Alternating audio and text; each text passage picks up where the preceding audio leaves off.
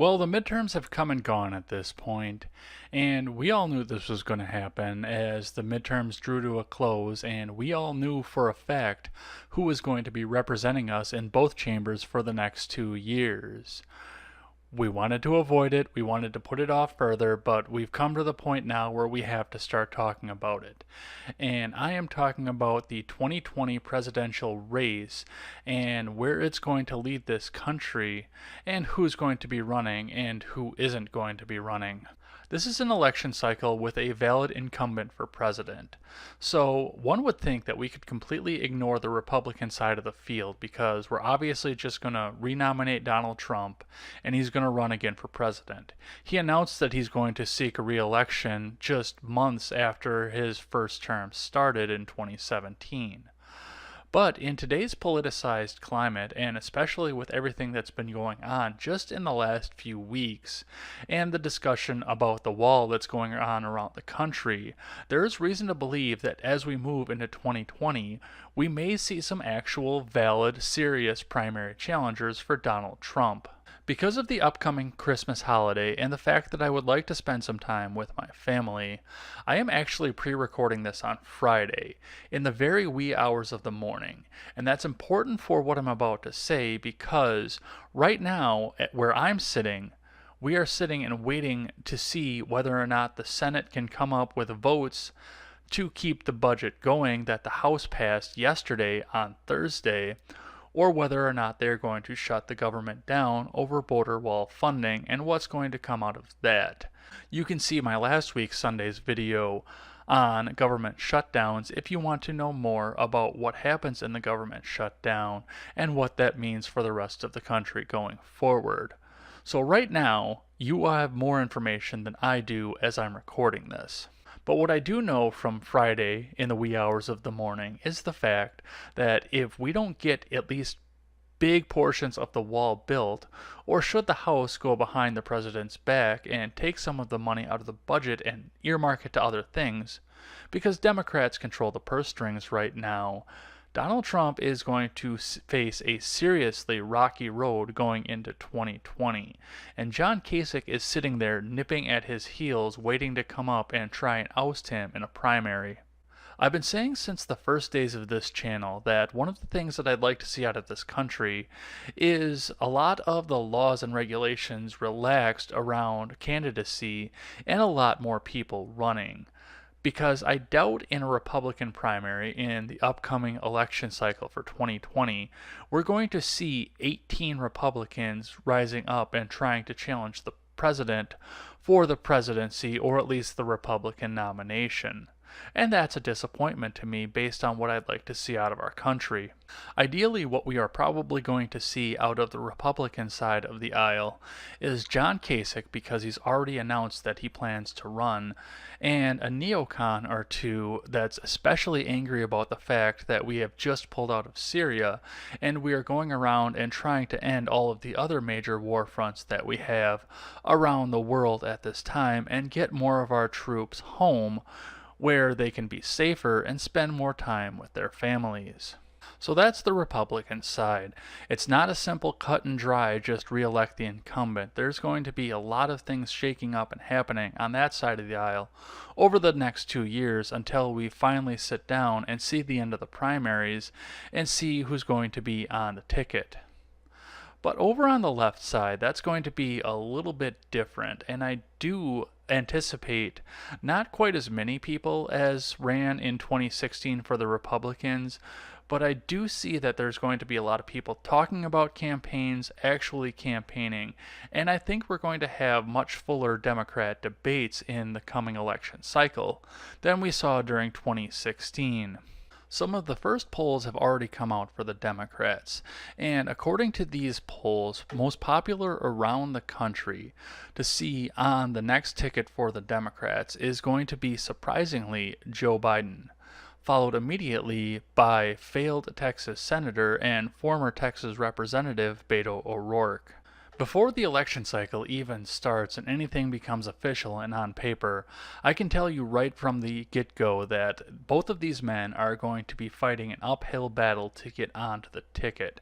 Because, in essence, neither man checks any of the intersectional boxes that have become so important to the Democrats over the last 6 years and even further.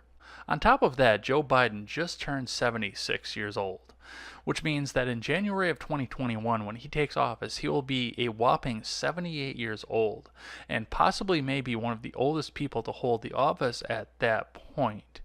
And that's important based on the fact that people do not live forever. We talked about this a lot during the McCain campaign in 2008, because even back then, when McCain was elderly himself, most people in the country believed that McCain was not going to have the gusto or the ability to fulfill his role in office because he would be too old. There were jokes going around at the time that McCain might die in office should he win the presidency, and we would have to see what would happen if a president were to die of natural causes while in office. And it surprises me the most to see that the people who were the loudest to talk about this and make some of these jokes back in 2008 are some of the loudest criers to get Joe Biden to be the President of the United States in 2020. And then, of course, we have Robert Francis O'Rourke.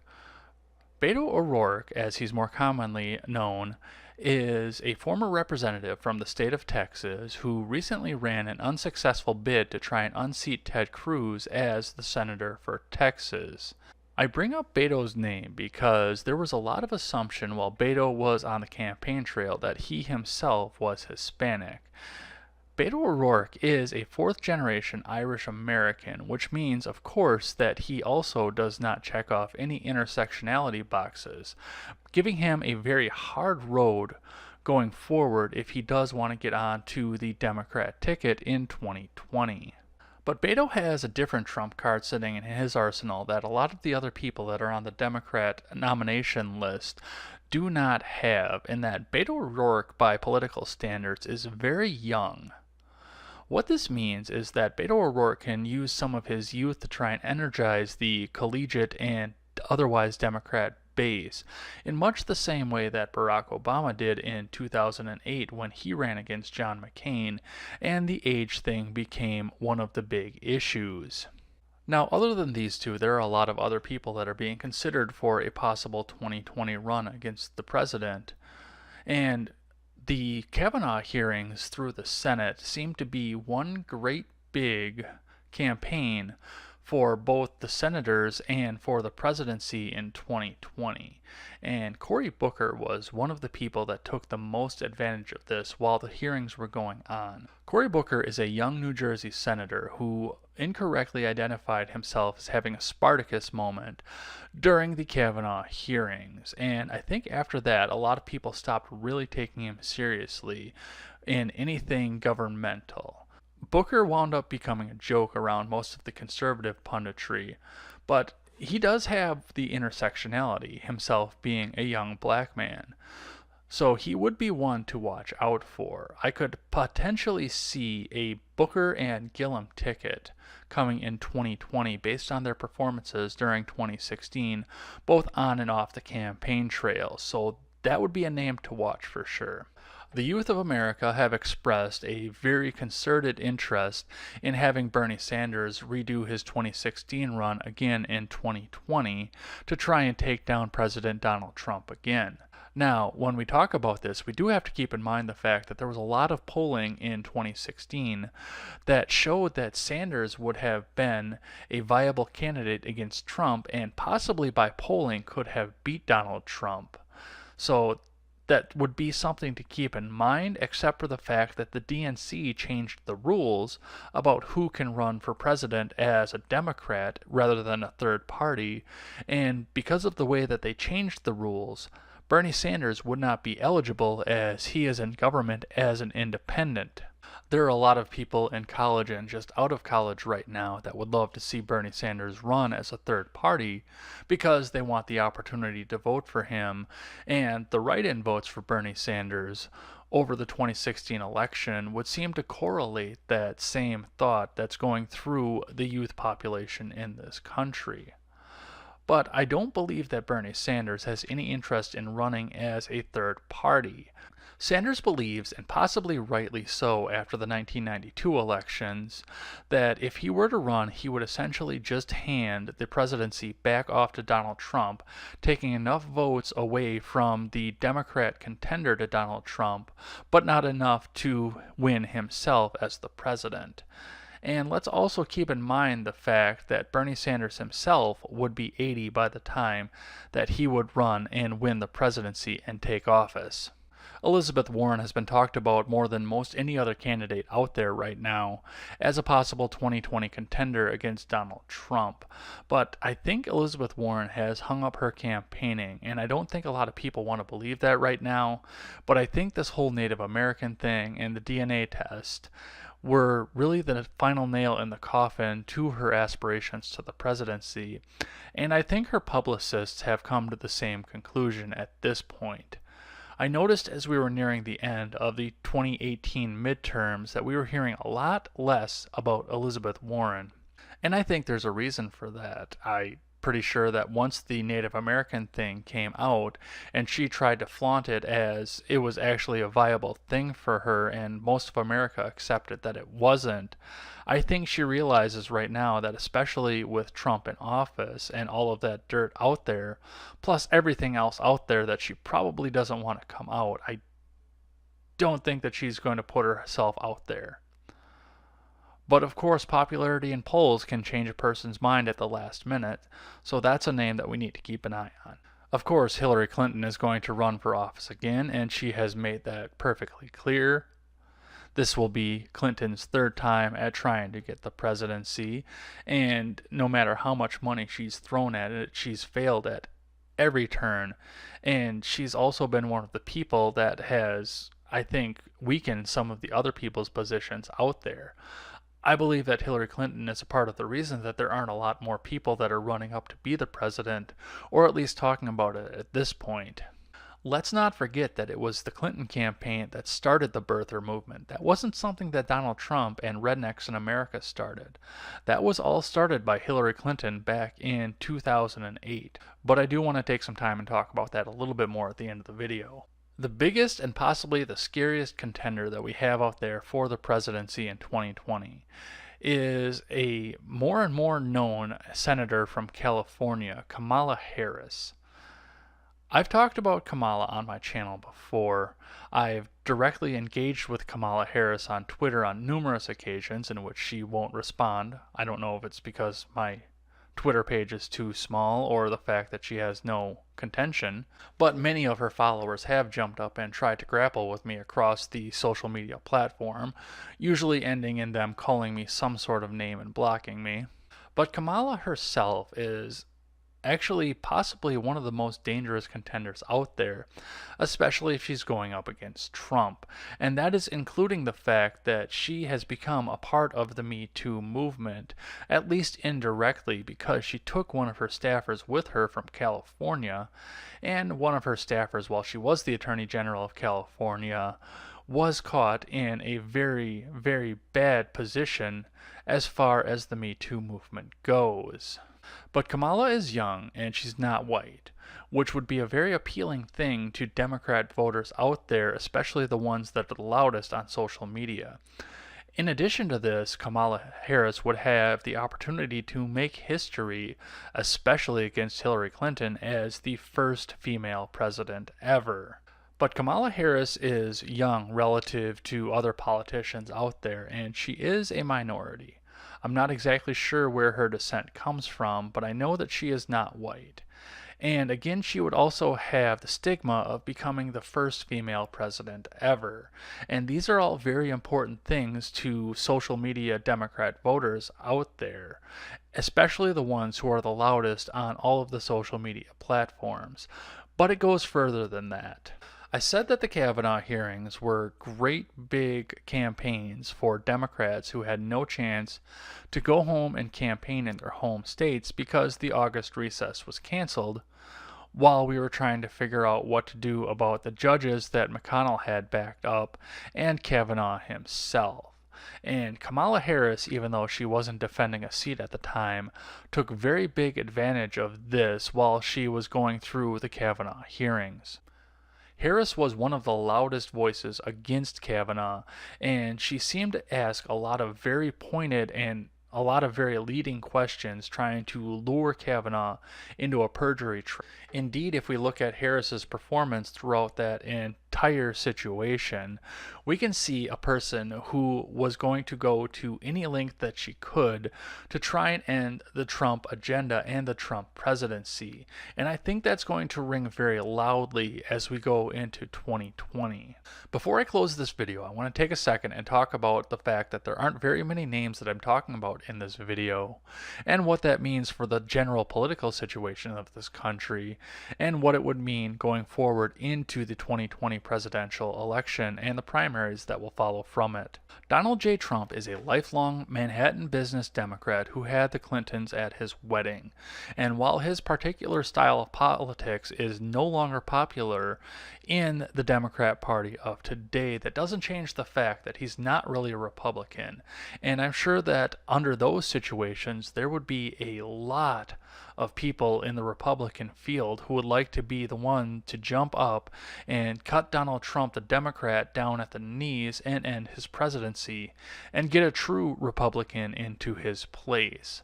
But with that in mind, we do have to keep in mind what happened during the 2016 primaries while Donald Trump was running for president. As much as the Republicans in the House and the Senate and many other offices around the country would like to be the ones to jump up and end the Trump presidency, most of them believe that it would be career suicide to try and do so. And after seeing a branding expert find the littlest things about many of these people and give them all nicknames that we still use today when we talk about some of these people on the Republican side, I'm sure that a lot of the Republicans out there have a lot of things that they don't want the country to know about. And in all honesty, that would be a formidable person to run against if you have something out there that you don't want the country to know about, especially your voting base. If Trump gets impeached and removed from office, which is highly unlikely given the makeup of the Senate, or if he does get defeated in 2020, he goes back to Manhattan, goes back to his socialite lifestyle. I don't think any of the Southern District of New York business is going to follow Trump when he leaves office in 2020 if he should get voted out. So if he should get impeached and removed from office, or if he should get voted out in 2020, he goes back to his Manhattan socialite lifestyle, he reinvests in his companies, and he starts making millions and billions off of his companies, and he goes back to living the lifestyle that he had before. But most of the people who would run against Donald Trump in 2020 in the primaries live and die by their ability to get reelected by the people. Additionally, we have a statistical situation in this country in which the majority of presidential incumbents do get put on the ticket for the second term, whether they win it or not. Statistically, anybody who runs against Trump is going to be running uphill at this point, no matter how far his approval ratings drop. It's just easier to reelect the incumbent, and that's just the way that it's been for as long as we've had a country. Over on the Democrat side, we are sadly looking at almost the same situation, especially if Hillary Clinton runs. But we also do have to keep in mind that if Hillary does not wind up running, we are going to have to face down the same things surrounding the person who Hillary puts her endorsement behind. And even if Hillary isn't a viable candidate for the 2020 presidential election, she is still going to have some political pull in it. As I mentioned before, Hillary Clinton was the one who started the birther situation and the conspiracy theories that surrounded it. It was just that the people that were against Obama once he was the president latched right back onto that and carried it as far as it's been talked about today. Hillary Clinton is not afraid to play dirty in politics, even against her own side, and she has enough money tied up into the Democrat National Committee at this point that they essentially have to bend to her whim. And that's a part of the reason I believe that she is a viable candidate for 2020 for the presidency. But no matter what, whether she runs herself or whether she puts her support behind somebody, anybody who runs against that person is going to have every single little piece of dirt that they have out there run against them by experts both from the Clinton Foundation and from Clinton herself. But we have 2 years of campaigning and a year of primaries ahead of us to look forward to. And this list is going to grow and shrink many, many times before we get to the final election in November of 2020. And I'm sure that I am going to be making a lot more videos like this in the coming months and the coming couple of years. So we'll stay tuned as to who is viable as a candidate and who is not viable as a candidate. And we'll go from there. What do you think about the 2020 elections? Who do you think is going to run, and who do you think is going to be too afraid to run? I always welcome a thoughtful and positive discussion in the comment section below, and especially over on Twitter. That is at EdsBlog Twitter, with a 1 in place of the I. Thanks as always for listening to this show and supporting this channel.